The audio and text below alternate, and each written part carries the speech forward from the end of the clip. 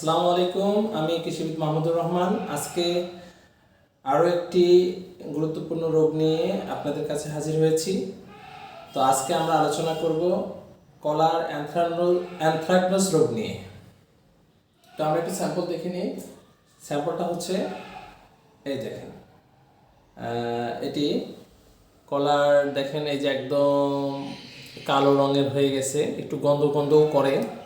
হ্যাঁ, তো এটা মূলত কলিটোট্রিকাম ছত্রাক দ্বারা হয়ে থাকে।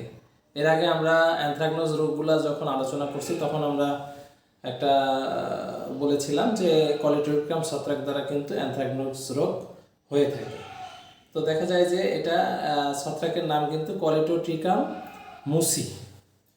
তো এই ছত্রাকের মাধ্যমে থাকে ছত্রাক জনিত যে কোনো রোগী আমরা প্রপিকোনাজল, ম্যানকোজেব বা কার্বানডাজিম গ্রুপের ওষুধ দিতে পারি।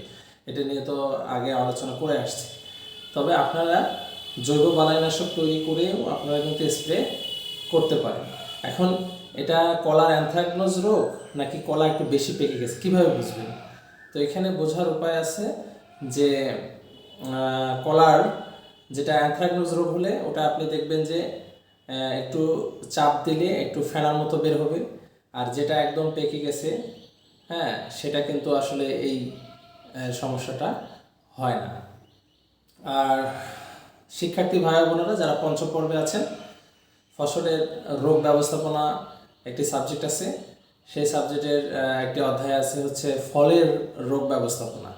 সেখানে কলার কিন্তু কলার অ্যানথ্রাকনোজ রোগের কারণ, লক্ষণ, প্রতিকার সম্পর্কে এরকম প্রশ্ন কিন্তু অনেক সময় আসে।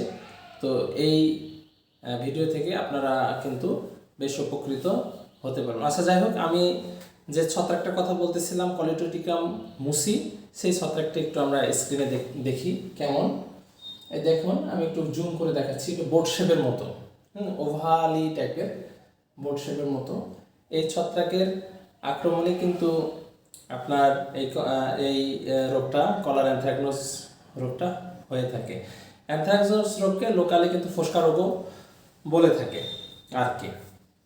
আর সুপ্রিয় সুধী, আপনাদের যদি এই রোগ নিয়ে কোনো কনফিউশন থাকে বা কোনো জিজ্ঞাসা থাকে তাহলে আপনারা কমেন্ট বক্সে কমেন্ট করতে পারেন।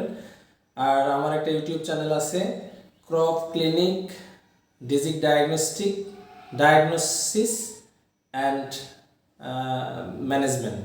এই চ্যানেলটা আপনারা সাবস্ক্রাইব করবেন। ভালো ভালো ভিডিও কন্টেন্ট তৈরি করাতে আমাকে আপনারা উৎসাহিত করবেন। ধন্যবাদ সবাইকে। আসসালামু আলাইকুম।